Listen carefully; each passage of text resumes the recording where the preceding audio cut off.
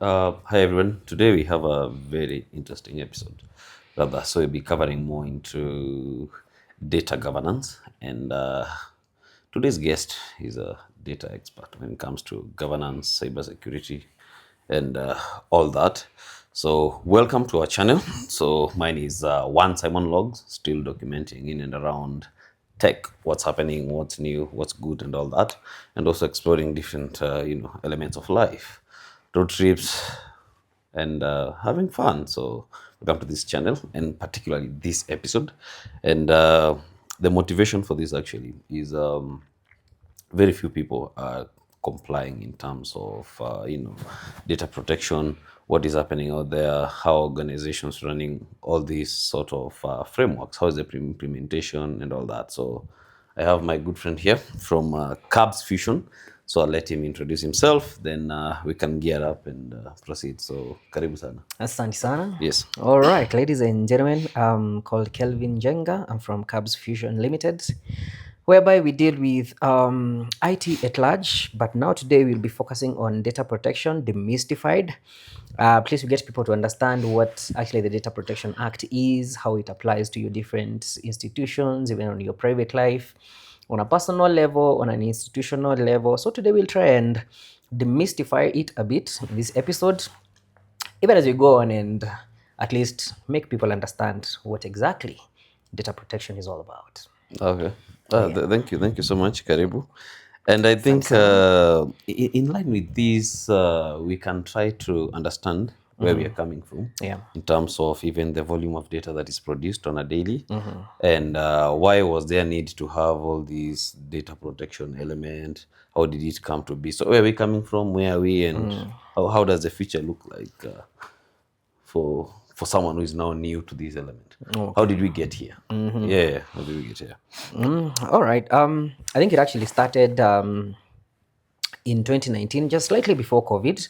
I think that's when but actually it was being discussed before it was even made a law in Kenya, that the Kenya Data Protection Act. That's why it's called, of 2019, because like 2019 is when it was actually put into practice. I think this was after observations of how data is being mishandled and misused at the same time. Okay. And depending on which or what type of data we are dealing with, it can actually cause harm if it falls on the wrong hands. So the law basically was coming in to be able at least to curb how data is used, how data is collected, who has access to it, and so forth and so forth. So whether it's big data, whether it's small data, the harm is still very significant. Whether it's personal or whether it's from an institution, the harm is still harm. So basically the law was coming in Okay. with the Office of the Data Protection Commission of Kenya, so that it can at least try and curb, in one way or another, try and control. Actually, control is the best word to use. Control how data is used and where it is used while at it. Okay. Yeah. Oh, that's good. So now the office of the LDPC comes in now to control and bring a regulation. So like now we have all these frameworks that came to be, and now how they've brought in the whole concept of how data is collected, Yeah. how this data is stored, and how this data in movement is going to be secured and all that elements. Yes. And a key interest comes to now personal data. Like, what are we looking at when we say about personal data? What exactly are we looking at? Is it like, how is it like? Okay. I think personal data is basically what we deal with on a day-to-day basis. Okay. Starting with my name, basically that's my personal data. It goes ahead to my email address. It goes ahead to my phone number. It goes ahead to my ID number. Okay. Goes ahead to my car registration number, because it's also carries some information about me. So basically, information is generally whatever we do, especially even when we, for example, visit institutions or estates, whatever we jot down at the gate when the guard is registering our entry and presence into the place, that's where basically personal data starts. That's basically just the written data. And it also goes ahead to photos. My photos, they're basically my data as well. Okay. Any videos I record of myself, it's my data, my personal data as well. So if you choose to look at it from that perspective, Okay.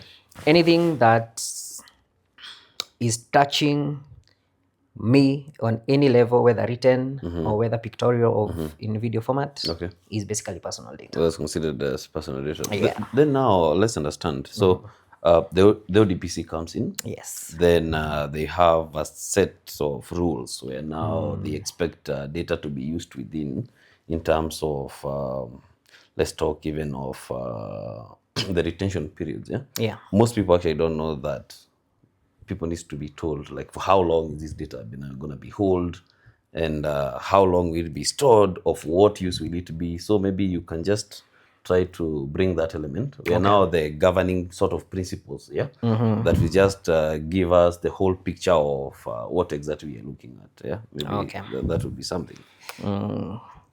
Okay, fair enough. I think there are a couple of elements that come in when, especially when the ODPC comes into place. Okay. So we can first, the Office of the Data Protection Commissioner, we can first call it as the regulator. Okay. Because it now basically first regulates what a certain institution or a certain place, which data it can collect and which one it cannot. So basically it comes with a couple of principles. Number one, it needs to be collected in a lawful way. Okay. First of all, they don't need to force me to give you details that I don't want to give. It needs to be transparent. I need to know where exactly are you going to use my data. Also, there's a transparency aspect of now the collector 100%. now to the subject now, Yes. where you have my data and I need to know, like, in terms of how the process looks 100%. like. I'm entitled to know how exactly are you planning on using my data. Okay. So there's also the aspect of, what do you call it, data minimization. Okay. You sometimes they collect so much data which they really don't need. Okay. Probably they might ask me, are you married? How many children do you have? And it's just an entry to a building. How does that really Or relate come into to play with me just getting into a building? So there is that aspect of data minimization. And there's also the accuracy. Okay. If you're collecting my data, just keep it correct and let's not have errors. I think this happens in places whereby, let's say I walked into a building and probably I checked in at around 8:30 and I checked out around 11:30. Okay. Then at 1:30 there was an incident in the building. So as much as you're collecting evidence or people who were in the building during that time when the incident happened, make sure on your data it checks out that I had left the building at 11:30. Time. Okay. By the time the incident was happening, I am not among the people who were in the building. Okay. So also data accuracy actually saves you a lot from a lot of unnecessary trouble. Okay. Because just by the virtue of probably theft happened in a certain building at a certain time, they'll just go to the records, who checked in at what time did they leave. So if you have the accurate information, you will help so many people to be out of the issue, and you will minimize the number of people, especially dealing with as suspects in a certain case. Okay. I think another aspect is storage limitation. I think you should also decide how long are you going to have my data. Okay. So there should be a data retention policy, and if you really don't need my data for the next 6 months, then probably you should have a policy dictating in 2 months we get rid of the visitors who came. If there's nothing we're using the data for, nothing of interest, then we just do away with the data. Okay. Yeah. So that sounds like some sort of how do I call it? It's indeed a control. And why do we have all these? Well, in essence, we've been collecting data since time immemorial. Then now we have all these regulators coming in, even outside even Africa. We have the GDPR.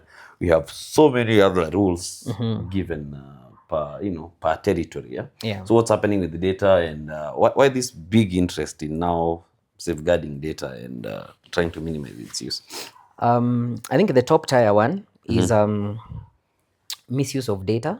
Okay. And to the minimal level of just getting spam messages, threats here and there. For example, there is in our country there's that trend of you get a certain text and you just laugh with your friend and tell them in your watu wa committee. This is from the guys in prison. I don't know, so you send money to this number, the other one is not working. So to curb such scenarios, I think that's where the Data Protection Act came in. But that's actually on the minimal level, because it goes way higher to levels whereby someone can use your photo in the AI world, run just a prompt and show that you are with certain someone having coffee at a certain place and use that to manipulate you. So basically the top tier is to prevent misuse of data, because in the recent past, before the act came in, I think guys were just reckless even in how they collect and how they store the data. So it was easily accessible to anyone, and if they have an ill intent to use the data, then you'll just fall victim of anything. It's very unpredictable. So you might just find yourself in situations which were uncalled for, because just that there were no regulations on how your data can be used. Interesting. And now looking at it, we are now approaching what we'll call like now an enforcement state. And the stage we are in, we've seen guys actually doing this every other time, where you're told like with the office of the ODPC, if for instance you feel your rights to privacy have been infringed, you can always sue the other party, be it like someone just shared your photo maybe with no consent and all that. Maybe you can give us, you had mentioned earlier about a case regarding school children, for instance, how taken photo during prize giving. Then maybe when they have their enrollments for the year, then they use those photos to market their business, which is cool, right? And now we have also all these cases coming in, people suing, I don't know, supermarket X sent you some offers that, you wonder how they got your number, and if, for instance, you are paying via paybill or till, how then did they, use that data now to get to you? So what's up with these cases, and what's the trajectory you're looking at maybe in the next 5 years or so? All right. I think as we speak where we are right now, I think we've moved from that place of it's polite reminders that please don't take me my photo, please don't do this, don't do that, I don't want my information anywhere, to an extent where now it's gone to a level of getting fines. For instance, I know there's a certain school where the parent sued the school because just for just before we started that conversation we were having earlier, because they decided to use the child's photo on the school magazine, on the school calendar, and on the school website without the consent of the parent. So now the parent was like, you guys, I don't care how many copies of these calendars you've made. I don't want my child's face on that calendar. And now the calendar had already gone way far and wide, had already been distributed without the parents' consent. Now, you see, it was a bit hard for the institution to get all copies back. They reprint new ones. And now the parent ended up suing the school. And looking at these cases, I think the minimum fine, if someone escalates the case to that level, is minimum 5 million. Interesting. And now not so many institutions can be able to handle such amounts in terms of fines. Yeah, because I've seen those individual cases for photography. I think it's like 250K, and people are walking away. And now we have these lawyers who are always around asking who has been infringed, then they can, do a case. And and if you have a good lawyer, then 250 will be even on the bare minimum side. Those ones, I would presume that you've even got to an agreement with the institution. If it goes the right way, you might be having yourself a free 5 million shillings just because your photo was used elsewhere. Don't misuse this. But basically, yes, it should be something put into consideration. Because myself, probably there's a place I'll go and I don't want my photo to be uploaded on your social sites. Either I was there, but by the virtue of me attending does not necessarily mean I gave you consent for you to take photos. To redistribute them. Especially if it's minimalized to, let's say, a photo has 2 or 3 people. Have the courtesy, ask us, can I take you guys a photo? Then we'll be like, where will you use this photo? On our socials? Please don't. We've not given you the consent. So if we find ourselves that you actually went ahead and took that photo, then we shall escalate it. Okay. And where this is heading, it's it's going to a place where if guys are enlightened on what exactly it entails, this data protection entails, so many people will be way far ahead with protecting any sort of their data, whether it's written, whether it's photos, whether it's videos. Okay. They'll be in a position to at least protect it, not to be misused out here. Okay. Yeah. And that one has brought a very interesting side, I'll say, in terms of the purpose, right? Yeah. So I consent maybe to be taken a photo for maybe an event, right? That happened. Yeah. Then again, they use my image to show brand loyalty, for instance. Well, in essence, I wasn't loyal to their brand. I just attended an event that they were sponsoring, right? Yeah. So how is it now in terms of now the limitation now in terms of usage and all that? First of all, there's that essence, as we mentioned earlier. If you take any of my information, especially photos and videos, and this may mostly apply in events, I need to know where exactly you're going to use it. Because first of all, I am not part of your brand. I just happened to find myself in one of your events. So using it against my will to market either your next event, that is already against the law, and you're suable for that actually. Because first of all, unless you came and asked me, like, hey Kelvin, we have this footage of you and we're doing a promo. Can we use it? If I approve, well and good.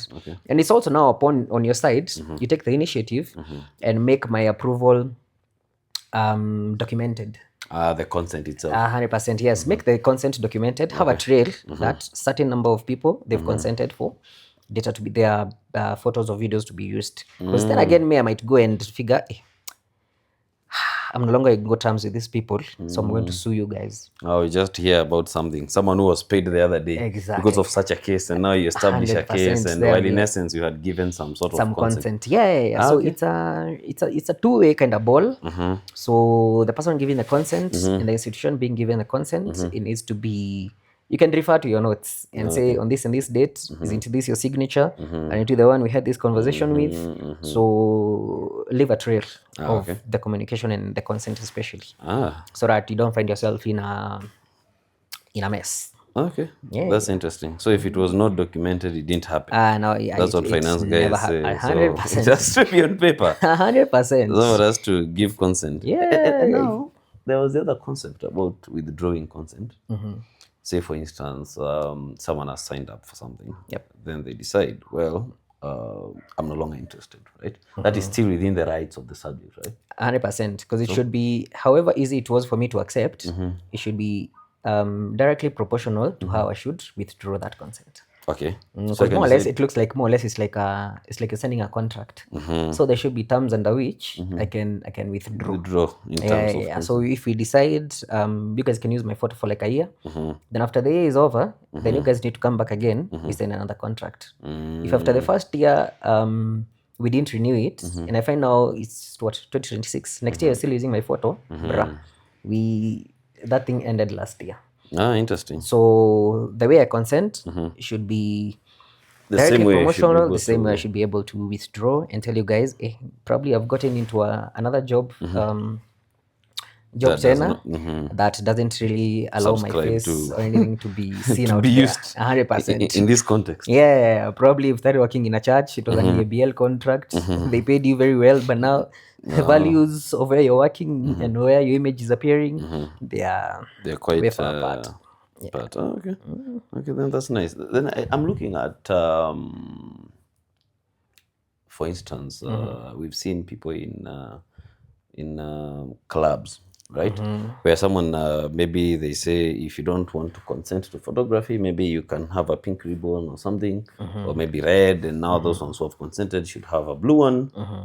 Then for whatever case, later on, someone who had not consented, all of a sudden now wants to be taken photos as well. So is there again a process to confirm, like maybe were you okay at the time of consenting, or is just subjective? I mean, how is it like? I think it is it can be quite tricky, especially if we put some things into play like alcohol. So probably when I walked in, I was super sober, and I was like, please do not take any photos of me. And we were told, all right, so those who don't want photos, sit on the left. So those who would like us to use their photos, sit on the right. So after alcohol intelligence kicks in, then it makes you realize you can be a celebrity. And you decide you want to be taken photos of. Now, I think now this one would take upon either the event organizer, depending on how serious the event is. If you really, really want to consent, and it was probably the mode of consenting is you'll agree, we put a band on you, then if you for sure consent to it, then it should be documented as well. And now probably this documentation maybe in terms of either they took a photo that you actually, because probably at that moment they may not really be having a form paperwork for you to fill in that you consented. But at the same time, if at all, you will appear with a green that is already showing that you consented to it. And maybe for people to cover it, even as you take the photos, just try and ensure whatever mode of signature you decided to put on people that they consented, let it be seen on the photos. If it's a ribbon, if it's a badge, if it's a collar or anything you decided to put on people, let it be visible on photos that all these people, there's a similarity that they have this in common, they had consented. And yeah, so because you know things change, things can have a drastic change even during events. So whatever happens while at it, just make sure you're covered. Basically, the key thing is having yourself covered for whatever scenario that may come out. That's enough for the institution that is conducting maybe a certain item. Because you're likely to be the one who will be sued by your clients or whoever walked into your premises. Then there comes something where now you have to prove that these guys had consented. No matter what state they were in, they consented to this. In as much as they argued they had not consented. 100%. So then the burden of proof. And if actually you can have both records that before 11 p.m. the guy had said no. After 12 a.m. the guy came back and said, I want photos. If you have both, then we shall use the latter. I think that's fine. So that means even like that's a key something for event organizers and all that. 100% to put into practice, especially when they are organizing events. Just know by the time, and especially it's very key to do this when guys are coming in, because they are sober, they're in their right minds, and they but then again at the same time it might be hard because probably let's say for instance it's an event and somebody paid for a VIP ticket. Now actually those are the most likely people to appear on camera because they sit at the forefront. They're the ones who are probably less crowded and all that. Less crowded, probably posh seats, couches and what have you. Then the rest are even probably standing back there. So these guys are the ones mostly actually to take much precaution on because they're likely to appear on camera. Many a times when cameras take a wide shot, you may not really be able to identify a specific person during the event. So that might save you. But at the end of the day, if they are able to, then that could be an arguable case. And now let's look at it now, even being pragmatic. Like you have an event, maybe you have 8,000 guys. Or for instance, let's look at churches. Where now maybe if the service starts at maybe 9 a.m., we have guys still streaming in at 9:15, 9:30, all the way. So what happens now? Because again, I understand they also have video surveillances in there. Now we have photography, sort of media teams and all that. So what happens now of such cases? Now, for such cases, you may start limiting the amount of video or photo data that you collect. So now this, by minimizing, I would mean you will only now concentrate on the people who are going on stage, especially if it's just the praise and worship team, if it's the pastor, if there's a guest pastor. So now you see, the less the number of where you concentrate, the easier for you to get consent to use their video footage. Because probably, let's say you have a band of how many? Let's say 6 members. Those can easily sign a consent form. It can be either monthly or quarterly. Depending on the contract of engagement. Same thing, exactly. Same you may apply for the worship team. If they're like 6 regulars, they do a quarterly or an annual kind of an agreement that yes, we will use your photos and videos for this and that. For the probably maybe for the pastors as well. Let's not ignore any of the person who's taking who's participating on the pulpit kind of activity, because even for them, we are humans. They might go and change their mind and be like, I didn't allow these guys to No, you can use make my some content cash or out anything of like this. that. Yeah. So for large institutions, you try and minimize your scope of coverage Okay. so that you're able to control the number of people who can consent. Yeah, because for some time it happened to a church I was working at, Oh. and we had to minimize and reduce crowd coverage as much as possible, because probably someone has a specific seat which they prefer sitting, and probably you've said that side is for people who want to be photographed, and then they don't want to be photographed, and they don't want to move to a different section. So you try and play smart with it. Okay. Then you can minimize your coverage, and it will work for you. Okay, yeah, because I'm looking at it also given these small businesses. Yeah. Right now we have a huge focus on SMEs in Kenya, and they are still collecting some of this information. So I'll just want you to highlight just quickly what could be in terms of personal data. Some people even actually don't know they handle personal data. Some people just think, well, I'm just receiving money by M-Pesa, for instance. I just have a till number people are paying, or maybe I have these delivery addresses for my guys that I maybe have some informal sort of delivery business that I'm doing, maybe logistics or something.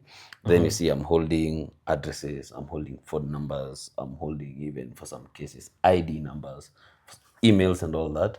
So how is it now for such a person? Like what do you think they could come in and try as much to be a little or rather face towards compliance? How will the journey look like? Actually, one thing that's assumed, people say that we are too small, so the Data Protection Act doesn't touch us. And for your information, what touches you is data. As long as you're collecting any of my data, because even by the time I'm paying you via Paybill or Pochi or just send money, you already have my number, and that's my data, and it comes with my number and my name. You've received, and especially for the small institutions like Mama Mboga and Nini, they're very keen to confirm. The message has come in on my phone, so you're left with my data. So that leaves you in a position whereby, depending if you want to, for some institutions they'll text you afterwards, like a week later, tumerudisha mboga, we have restocked nini nini. So literally, I didn't ask for your adverts to tell me whether you've restocked or not. So you're already misusing my data. So it goes back to the purpose. 100%. The purpose was I pay you. The purpose was I pay you. That's how you got my number. That's how you got my Then number. you're sending me your ads. Exactly. Now okay. there, I'm also in a position to come and tell you, hey, madam, do not tell me when you've restocked. I just probably bought there by chance because I was late. I didn't get it where I normally get them from. So please, your product is fine. I know you have it. If I need it, I'll come for it. You don't have to keep on advertising. But if I'm okay with it, at the end of the day, I will. I'll be like, okay, this is Mama Mboga, text me. But now that's on the minimal level. But now on the highest level, we have places you've gone and you've paid for something. Either maybe you've bought a ticket from a certain ticketing company, and now they'll keep on texting you. We have this and this event happening on Madaraka Day. I did not consent to your adverts. And now that's where we come in, where now they've also tried to cover themselves. They tell you can opt out. Out of the ads and all that. You can opt out of bulk SMSs and what have you if you don't want to receive. So, well, maybe that's another way for them. But in the first place, there is nowhere. Once I bought that ticket online, I didn't consent that now you guys can be sending me these adverts. Okay. So how they want to cover themselves, which more or less is applying, is by that opt-out option. Okay. Dial this and this, yes, and you'll be out of it. Okay. Yeah. And now the argument around consent. I've seen people talk about the notices we get in places we go. They tell you like this area is a photography zone, for instance. By entering, you consent to be photographed Photographed and maybe all that media stuff. I think that forms part of now implied. I don't think it's explicit. yeah, that's literally implied. So is it arguable, or is still hold waters in terms of compliance now to the guys now doing it? It is very much arguable. Okay. Because you see, consent can be as little as just putting a tick. Okay. That I consent to this. And like I had mentioned earlier, withdrawing it should be also the same as just now canceling that tick, and it shows that No, you opt out. I opt out to this. So these major billboards or just stickers you're finding, especially either in clubs or in public places, that by you entering this place, me probably I'm just getting there to grab some lunch. So it does not make sense. Me, I'm having my lunch politely, and you're coming with your photographer just because you wrote there that you consent. Probably I have bad eating habits. Me, my chewing is on another level. Then you want to show that to your customers. I have not consented to you because you've not elaborated to me. If you take my photo, where are you going to use it? I don't know if next minute I'll find you've stuck it in your toilet to show people that normally on Wednesdays our place is full. Me, I don't want my photo in your toilet, because just by you putting it on the wall, it doesn't tell me how you're going to use my photo. And when everyone is going to do their stuff, finding it on a whole poster in the toilet, bruh, it's not going to work. That's what you wanted. 100%. No, you didn't tell me how you wanted to use my photo. Okay. But so it should be to a level where I personally know that if I find my photo, it's running on a billboard on Kimathi Street, I'll be like, damn, okay, they actually went ahead and did it. So that's fine with me. Okay. But if you didn't tell me it's going to be on a billboard along Thika Road, and I find myself there having a good time with my friends, it's dangerous things. Swing coming your way. I'll be 5 billion richer in the next few. Good. And I think we've had it's quite biased in terms of digital modes of data collection. Yeah.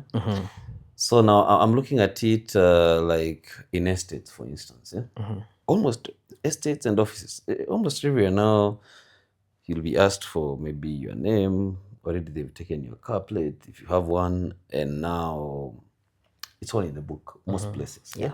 They have those ledger books they do. It's like some sort of logs for the day and all that. So how does it look like in terms of now them complying? What are they supposed to do? Like, fine, they have their book. They're doing their records. So what's the best practice for them now? Part of what was being implemented, most of these institutions, they need to invest on how to store that data in a digital and more safer version.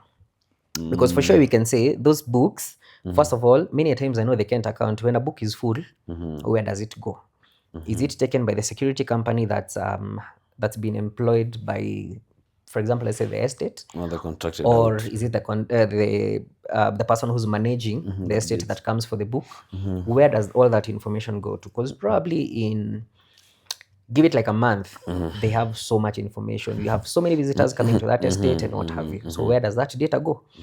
If the ODPC office comes to audit, you need to account.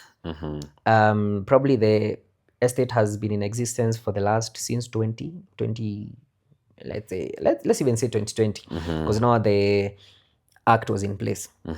So if they come and ask for data from 2020, it's either you tell them we do not retain data after 1 year. Or if you don't even have that in your policy and regulations, then they'll be like, okay, then show us the data, then where it is. So then there will be some sort of governance that needs to be in place.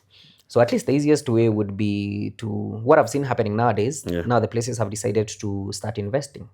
One, investing in training the guards to be able at least to either use tablets.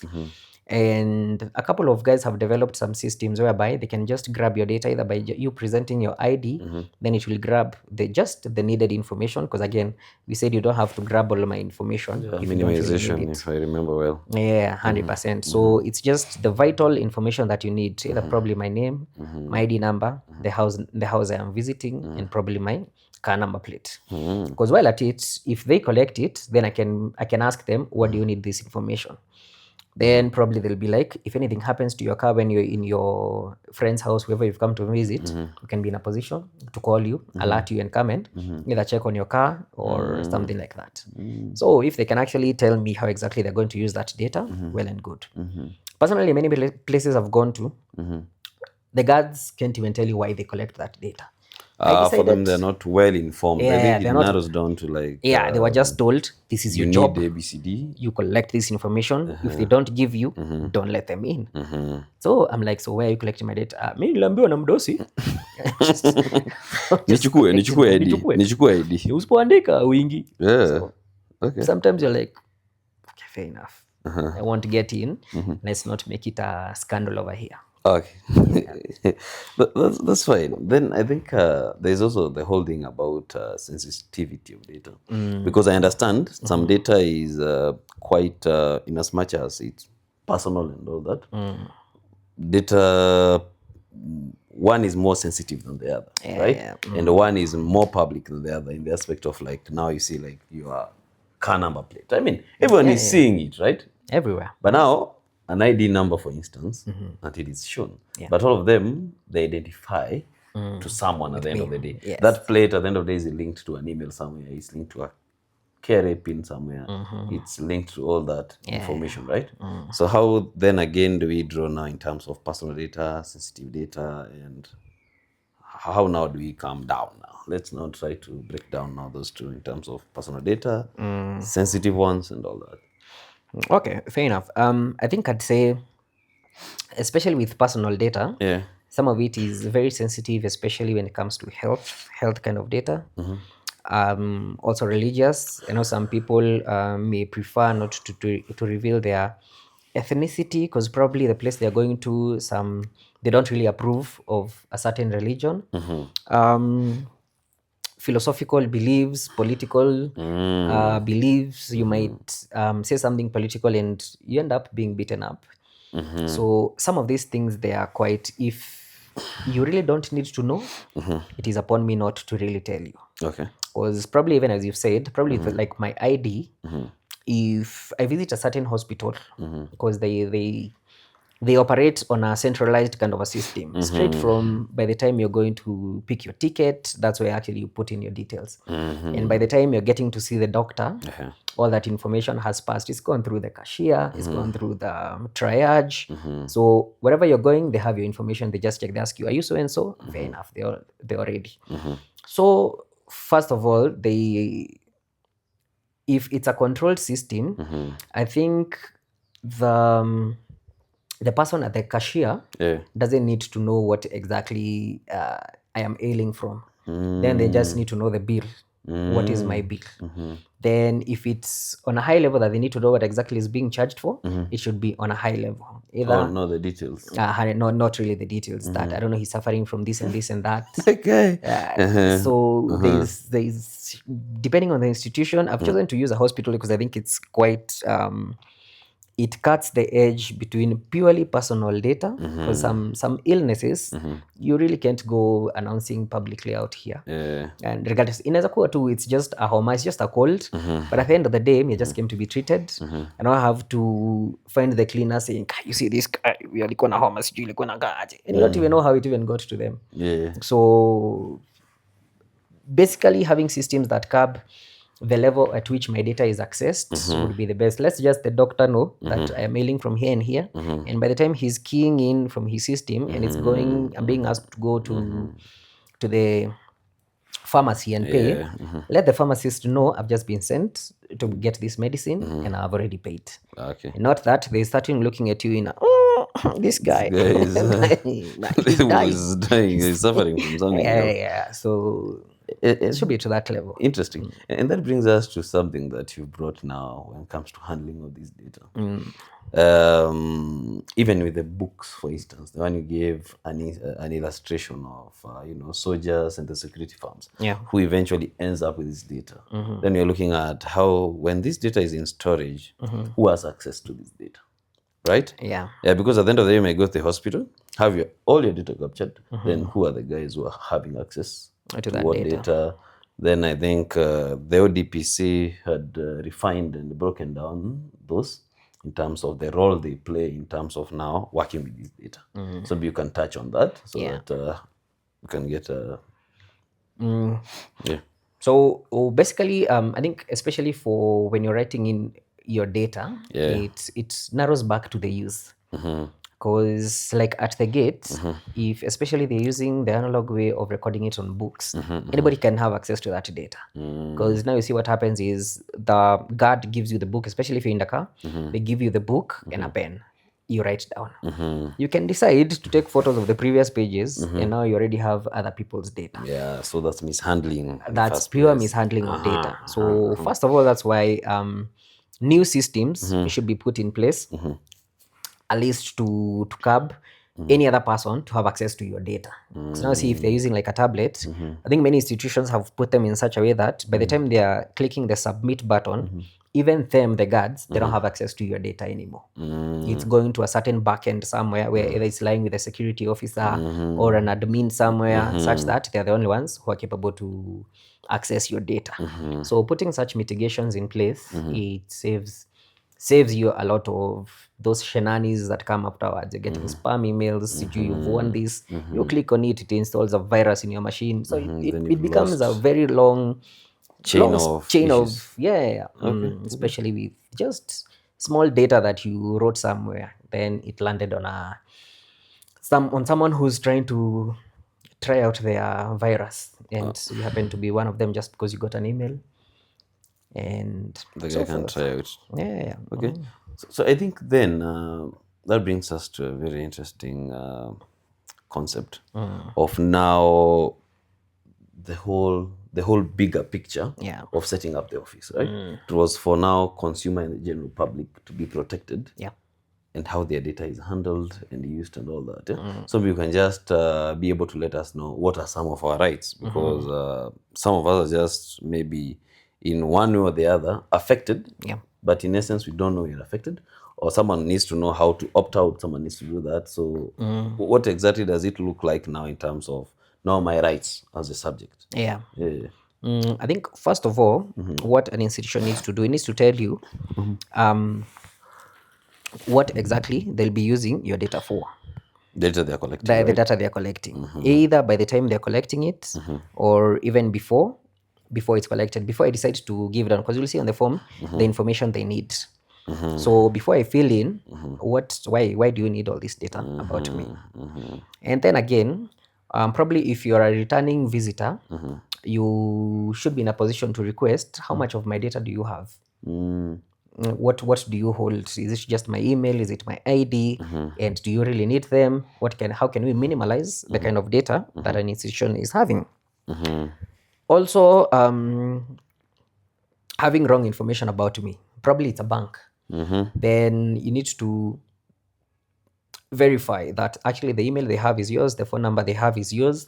Especially because for banks now, when they're sending like bank statements, Yeah. then maybe it lands on the wrong hands, then that will be another story for another day. Also, the retention period, it's especially if the data is very sensitive, as we were talking about earlier. Yeah. You need to know for how long are you going to hold my data, and do you really need to have it? For example, if it's a hospital, maybe unless in a worst case scenario it's a chronic disease, maybe they may need to do follow-ups every now and then. What treatment stage are you at? Things like this, like that. Maybe that's when they can be able to hold my data for longer. But also at the same time, they need to have it known that we retain your data. If it's just a cold, common cold, probably we retain your data for like what, 3 months To monitor, then after and that, you be back to monitor. and If you know your don't come history. back, then we are well done with it. Okay, that's fine. Yeah. Then the key one is I should be able to withdraw consent. That one will keep on insisting that if you really do not need my data, then do away with it. Okay, so you can always come back and say, well, you took a photo of me. Yeah. I was okay with you posting it, and now it's on your socials, and now I'm not okay with you having it. Yeah. So So you can be you can withdraw. okay. Yeah. The other time I saw guys talking about with now these automated systems and all that, yeah? And there was something about the verdict given, depending on the extent of the decision. Some decisions it doesn't necessarily, you can complain actually Yeah.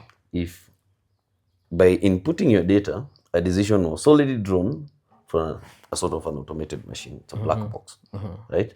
So where does now this other person comes in? Now manual intervention of systems, because we've seen guys doing automated systems in there. Yeah. And in terms of the right to appeal and all that. So what is it with machines just consuming your data and making a verdict out of it? All right. I think that majorly would especially fall in our current era, whereby now we have AI coming into play. Because now, depending on the kind of prompts the AI has been given, once it accesses your data, I should also know. Especially if I'm doing and I'm inputting my data on an automated system, I should know by the time you're pressing that submit button, when my data lands into your system at the back end, what's consuming it? Is it physical person who's going to interact with it, or will it just be lying there for accountability purposes to check if I left the building, if I'm still there or not, or how much more of manipulation is going through my data after I've already keyed it in. So it's the same way nowadays, like WhatsApp Business, it's telling you that it's using an AI system whereby it is learning from your conversations with your customers, and it at some point can respond on your behalf. It has done that for me, and the response was quite off from what the person was asking for. It was still learning. Yeah, it was still learning. So now let me know, are you using my data to make your system learn, or about me, or how exactly do you? Yeah, so I need to know all that, because most of the data, just like you said, the moment it goes into the system, for example, what example would work best for that, especially supermarkets, whereby they either have an app which is linked to your phone number. So the moment you pay via M-Pesa, now They have your number. they have your number, and then most of them they scan on the app, so that now the system will be reading your regular kind of shopping. So you'll be wondering why you're always getting adverts on these kind of toys. And it will be because you often, whenever you go there, you have to grab a toy for your child. Whenever you go, you have to grab a toy. So they customize even the ads you get, given the information they have about The shopping you, the patterns and shopping all pattern that. you have. So that's also another way they use the data you key in, and maybe it may be an indirect keying in, because probably you didn't think they would use your data that way, but just by the virtue of you shopped, and it keeps track of your shopping habits. And now that's also the same way they're training the system, that if Kelvin comes back here, the first thing that pops up is, we have an offer on this item. We have an offer on this. Probably you didn't even want to shop for that item that day, but now they pull you towards getting it. Yeah, so I think it's helpful and also an undoing on its own, right? 100%. So how do we draw the line? Because I think even when it comes to, people want personalized experiences, by the way, so much. But at the same time, Yeah. after all this whole concept about how data is being misused out here, nobody wants to give out their data. That's true. Right? So how then will we achieve personalized experiences? Because now, if the machine keeps on learning on my data that I'm not comfortable with it learning from, Yeah. then how well do we proceed, or what happens now? Where do we draw the line in terms of it being helpful, Yeah. and now the machine being now nagging and all that? I think one thing we have to admit is that data will be collected come what may. Yeah. Because basically there will be no progress, there'll be nothing new if there's no data. It's the same way we say in computers, garbage in, garbage out. So the kind of data we give is what will be used either to make our lives better, or if it's misused, to make our lives worse. So now where we draw the line will be limiting the information we give whenever we can, and also making sure that we have control of the data we give. Sometimes we may not really have control, because let's say like supermarkets, whenever we pay via M-Pesa, now they're left with our number. But now in such scenarios, what you can do is you can either go back and forward either a complaint to the manager of the branch or something, that I've been getting these adverts from you guys. That are Would you guys like, refrain? Please get me out of your, whenever I pay, please don't add my number to your marketing database. I don't want. I know what I shop for. Or also, for example, we can opt out from the e-receipts. Then if the institution or if the supermarket uses an app, then you can just refrain from using it. Then probably it will limit the amount of data that is details or data about you that they collect. So yeah, it's us being woke in how we deal with certain institutions and premises, and if we can avoid giving out most of the details, then that will be a plus for us. So that's not. Then it summarizes the whole aspect about now our personal responsibility. Yeah. In terms of the data we give out here, because again, remember, most of our systems are actually linked to our most places is either email or the phone number. Yep. So once those two are compromised, then that means 100%, that's it. you lose access to everything. Yeah. Because your email asks you for your number to verify the number that you don't have.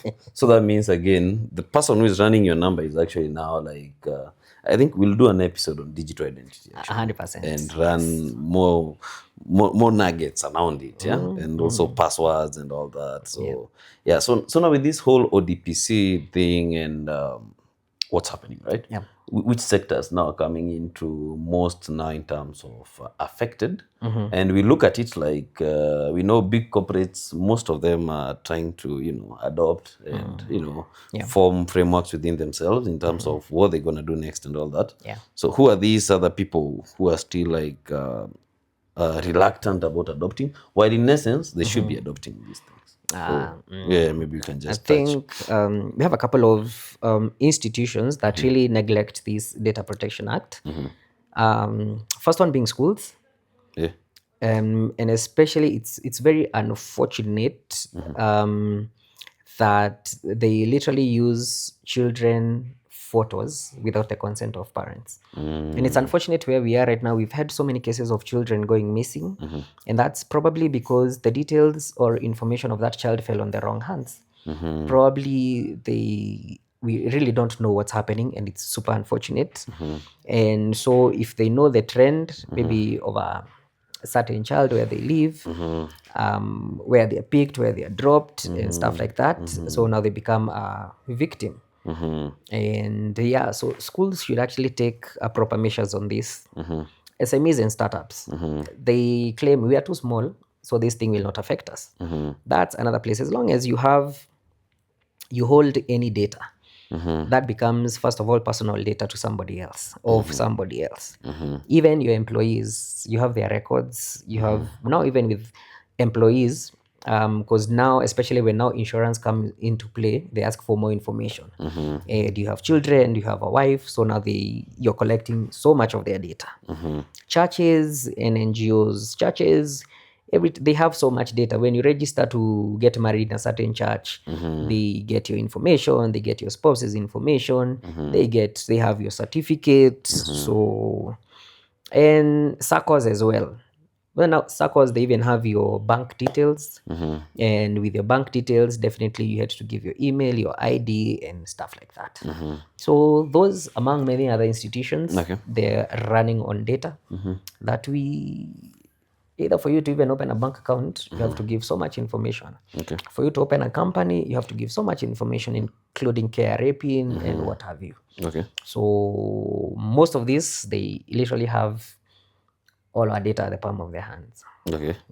And that's fine. I just want to understand, if, say, for instance, an SME is going to register do the ODPC, right? Where do they come in now? Is it a controller? Is it a process of this data who is now the handler? Or now, what are the different categories in terms of registration where they can come in and know exactly where to head to? I think, to be on the safe side, for scalability purposes, it's safe for you to register as a data processor and a data consumer, because on different levels, probably even when guys are coming into your institution, you'll be collecting their data at the gate. If it's an SME, you still have staff. and you hold their data as well, and you process their data, especially maybe when you're processing their salaries and what have you. So I think I would actually urge organizations to just get a certificate that covers you all around it, because basically the price is the same whether you register as one or the other. The price is still the same. Okay. And it's only for Kenya, it's only what, 4,000 Kenya shillings to register, and 2,000 renewal. And you renew after 2 years, because you're on your first registration. Basically the certificate covers you for 24 months. So those are 2 years. That yes. Yeah, so it's much easier if you just have yourself covered all around it. Okay. Yeah. I think that's nice. I'll just, as we head to close, Yeah. it's been a good ride, I'll say. So maybe you can have one word to guys out there who are trying to, head towards compliance, are struggling with compliance. Yeah. And also maybe summarize everything. Okay. And also we can give a shout out to your organization, yeah, All Kabss right. Fusion. Yeah. Fair Thank you enough. for sharing all the information here. Right. Yeah. And just maybe you can summarize and preempt the whole. All right, fair enough. I think what I'd love to tell people is that currently data protection applies to all institutions, not just the big ones or the middle end ones. Okay. To all institutions, as long as you're handling any data, trust you me, this law applies to you. And to be on the safe side, you don't want to be caught unawares by the ODPC, because once in a while they send their officers at least to get to do their own analysis on how you're handling people's data, where you're storing it, how you're collecting it, are you registered, and stuff like that. So now basically that's where our institution comes in, Kabss Fusion. We come and do an audit before, tell you where you have loopholes, and help you cover for those loopholes. So for you to get in touch with us, you can go to our website, that's kabbsfusion.com, or you can email kelvin@kabbsfusion.com. Our turnaround time for response is just 1 hour maximum, which can be lower depending on the traffic. So yeah, and that's it. We are ready to help you become compliant. Oh, that's nice. Yeah. So Kabss Fusion, they're good and known for data protection, compliance, and general cybersecurity. I think you also do infrastructure for, Yeah, 100%. Especially when it comes to now digitization and storage of data, then definitely your systems need to be up and running and secured.